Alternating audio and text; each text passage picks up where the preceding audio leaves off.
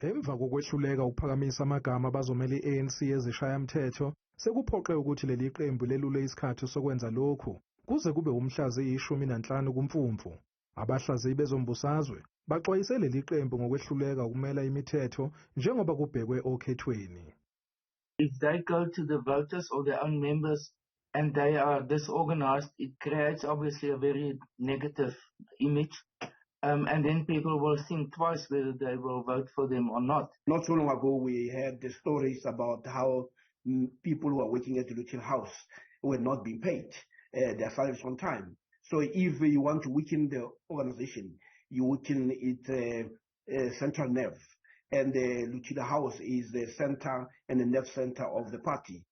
Usiepe uthi imbangela yalokhu kubambezeleka ukuthi iqembu liphakamise izinto ezintsha ezifunekayo uma uzolimela ezishayamthetho.